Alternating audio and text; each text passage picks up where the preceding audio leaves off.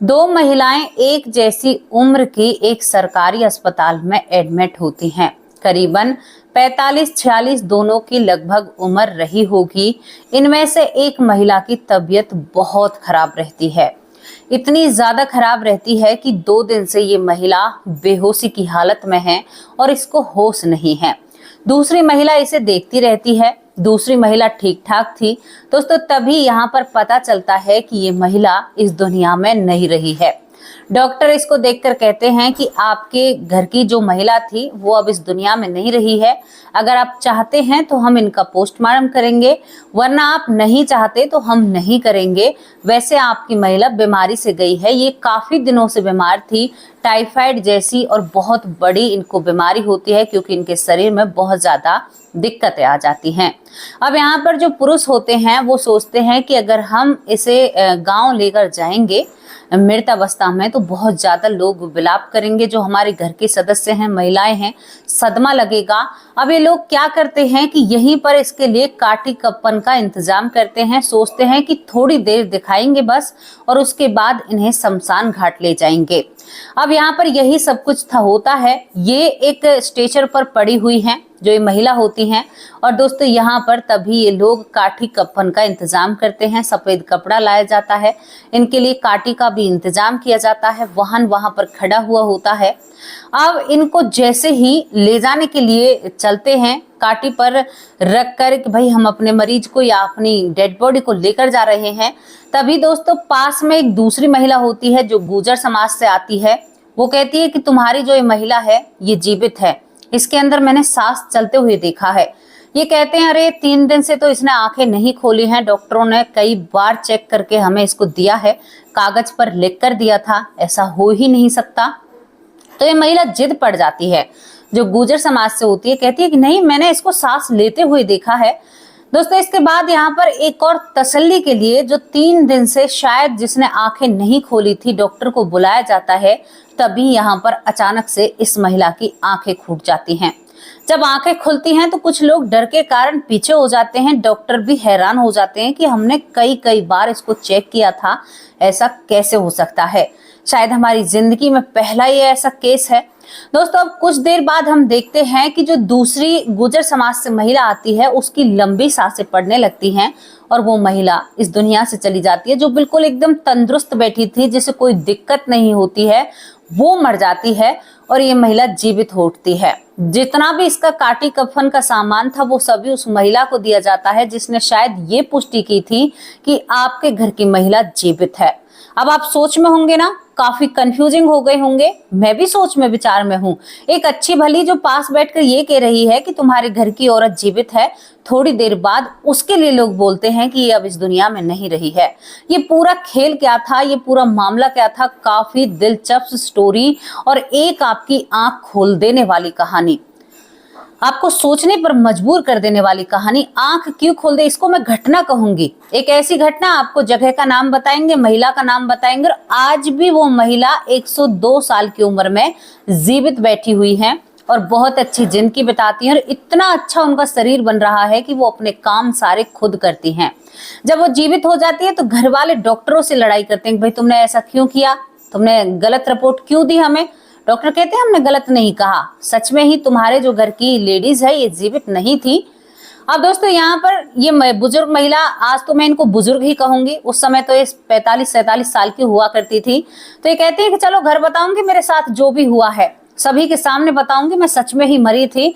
तो क्या मामला था, पूरा मामला आप लोगों के सामने रखते हैं। जहां पर एक महिला मर चुकी थी लेकिन वो जीवित हो जाती है और जो उसे जीवित सिद्ध करती है वो इस दुनिया से चली जाती है।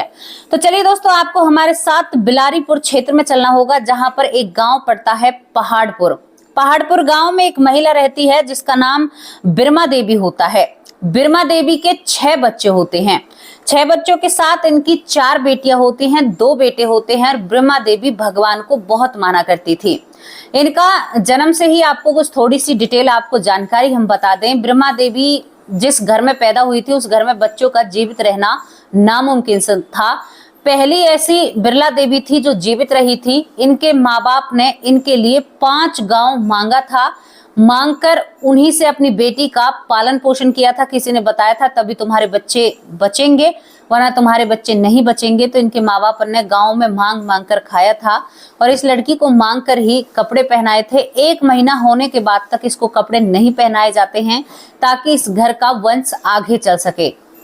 तो उस वंश को बढ़ाने के लिए ब्रह्मा देवी जन्म लेती हैं और इनका नाम तभी ब्रह्मा देवी रखा जाता है। अब दोस्तों ब्रह्मा देवी आगे बढ़ती है, जब बड़ी हो जाती है तो इसका शादी हो जाती है बिरलापुर क्षेत्र के इस पहाड़पुर गांव में, और शादी होने के बाद ये बहुत अच्छी जिंदगी बिताती हैं। 6 बच्चों को जन्म देती हैं। 6 बच्चों को जन्म देने के बाद अब ये बढ़िया जी रही थी, बढ़िया अच्छे से इनका वक्त गुजर रहा था। तभी ब्रह्मा देवी अपने बच्चों के साथ जिंदगी काटते हुए बीमार होती हैं। बीमार जब ये होती हैं तो इनको टाइफाइड जैसी यानी मोती जिला, जिसे शायद कुछ लोग गांव की भाषा में बोलते हैं, और बहुत ज्यादा बुखार और कई सारी चीजें इनके ब्लड में हो चुकी थी। मतलब तबीयत बहुत खराब होती है।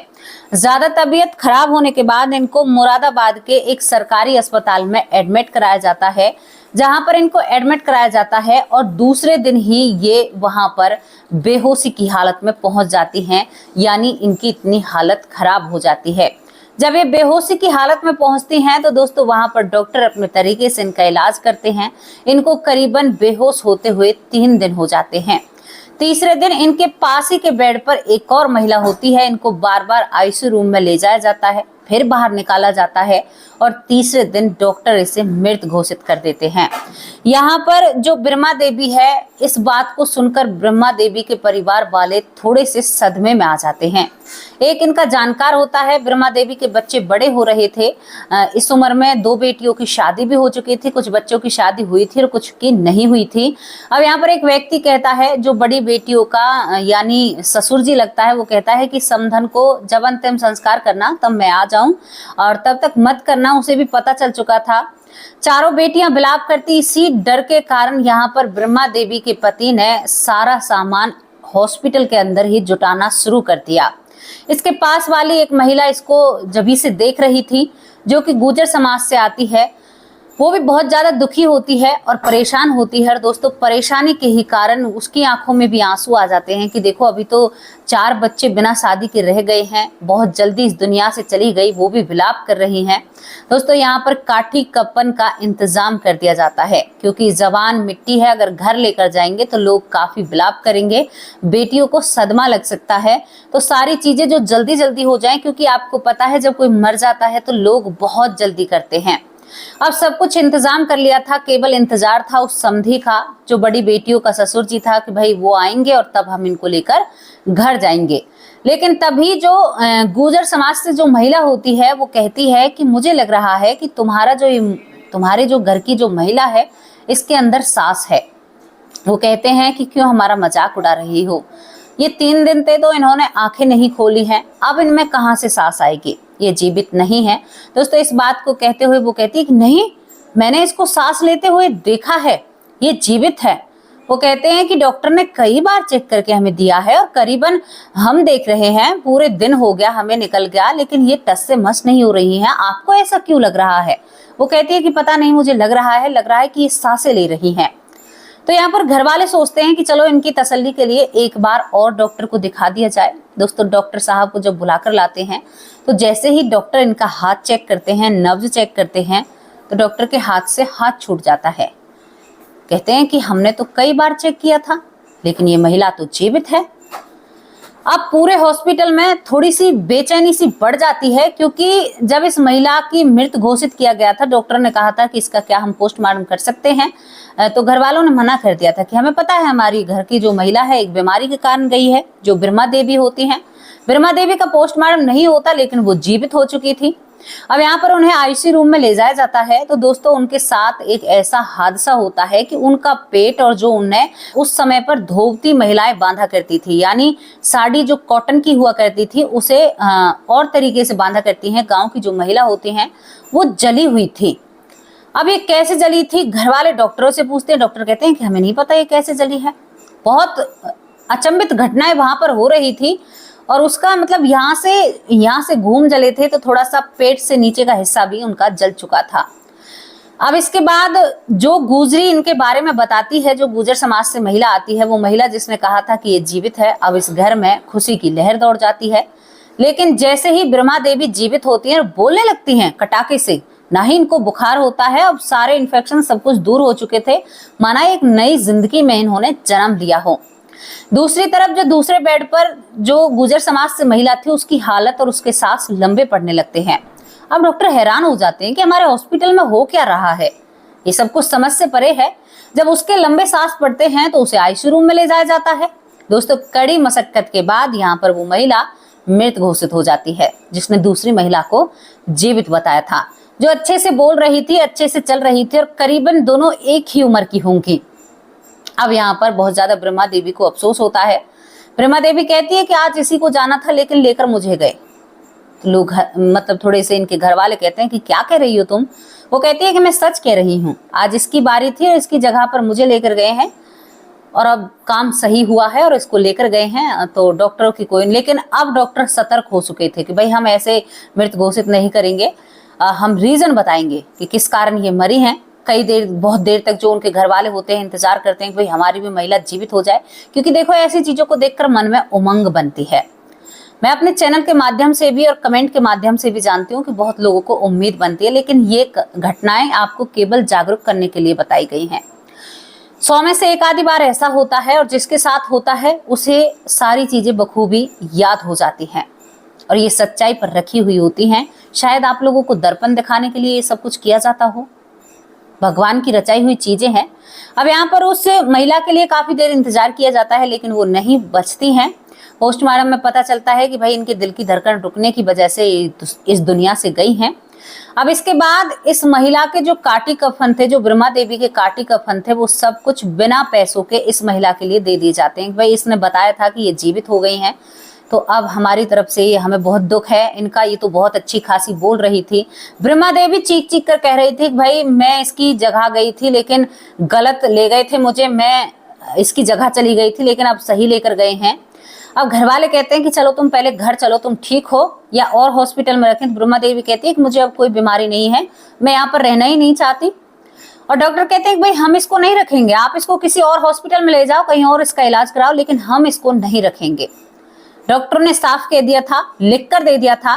ब्रह्मा देवी कहते हैं कि मुझे घर ले चलो, मुझे अब कोई बीमारी नहीं है। ब्रह्मा देवी घर जाती है। घर बहुत सारे लोग इकट्ठा हुए पड़े थे, क्योंकि रिश्तेदारों को पता चल चुका था कि ब्रह्मा देवी इस दुनिया में नहीं रही हैं। लेकिन जब ब्रह्मा देवी अपने पैरों पर चलकर आती हैं तो सभी हैरान और परेशान हो जाते हैं। जिन लोगों को पता था, बेटियों को ये कहकर बुलाया गया था कि आपकी माँ ठीक हो चुकी हैं, घर आ रही हैं, तो बेटियों को तो जो बात कही गई थी वो सत्य हो गई थी। एक वाणी ये भी बताऊं कि 24 घंटे में हमारी जुबान पर सरस्वती माँ विराजमान होती हैं। एक बार तो दिन का एक बार बोला हुआ शब्द हमेशा सत्य होता है, तभी लोग कहते हैं कि अच्छे शब्द बोलें, शायद ये वही शब्द हो। अब ब्रह्मा देवी उतर कर आती है और अपनी बेटियों के गले लगती है, कहती है कि आज तुम्हारा नसीब मुझे वापस लेकर आया है। सभी लोग सदमे से में थे जो हॉस्पिटल से आए थे, क्योंकि वो एक ऐसी महिला के लिए काटी कफन देकर आए थे जो महिला बहुत अच्छे से बोल रही थी। अब यहाँ पर पूरी बात सभी के सामने आती है। सभी रिश्तेदार कहते हैं, वो कहती है ब्रह्मा देवी सभी को बुला रखा है। वो कहते हैं कि हाँ तुम तो मर चुकी थी, अब सभी को तो भाई खबर करनी थी, सभी नहीं आएंगे तो फिर कैसे होगा। अब ये सभी कहते हैं कि तू जीवित कैसे हुई, या तू मरी ही नहीं थी, अब कुछ तो बता। तो ब्रह्मा देवी कहती है कि मैं मरी थी, मुझे खटोले पर बिठाकर यमदूत लेकर गए थे और मेरी मृत्यु हुई थी। लेकिन मैं इस जो ये महिला थी मेरी बगल वाले बेड पर, मैं इसकी जगह पर गई थी। वहां पर जब मैं जाती हूँ तो मेरा बही कहता जब वहां पर खोला जाता है। दोस्तों, ये किसी भी चीज का जिक्र नहीं करती है, ना ही तो ये वैतरणी नदी को देखती है, ना ही ये जलती हुई रेत को देखती है, जलती हुई जमीन को देखती है। कहती है कि केवल मैं देखती हूँ कि बहुत लोगों की भीड़ है, वहां पर कुछ चीजें हैं, बस बोला जा रहा है और भेजो इन्हें, बोला जा रहा है भेजो जो जहाँ का है। अब जब मेरी बारी आती है तो शायद उन्हें चित्रगुप्त कहा जाता होगा, उन्होंने कहा कि अरे तुम तो गलत काम कर आए, इसके साइड वाली बेड वाली जो महिला है उसको लेकर आना है। इन सब चीजों में इतना काफी वक्त लग जाता है, क्योंकि ब्रह्मा देवी का नंबर बहुत बाद में आता है, बहुत सारे लोग वहां पर रहते हैं, तो नीचे बहुत ज्यादा वक्त निकल जाता है इन सब चीजों के बीच में। जब ये सारी बातें होती हैं तो दोस्तों इसके बाद मैं आपको क्या बताऊं, कहती है ब्रह्मा देवी कि वहां पर एक आग जल रही है, हवन हो रहा है, लोग चीख रहे हैं, चीख पुकार मुझे सुन रही है। तो मैं भी उस हवन के सामने प्रणाम करती हूँ और उस हवन में आहुति छोड़ती हूँ। तभी वहां पर एक संत बैठे हुए होते हैं और एक जलती हुई लकड़ी को मेरे यहाँ पर मारते हैं, कमर पर। जो निशान उसके अब भी कमर पर था, वो कहती है कि मैं सच में ही यमलोक होकर आई हूँ और मैंने सब कुछ वो महसूस किया है।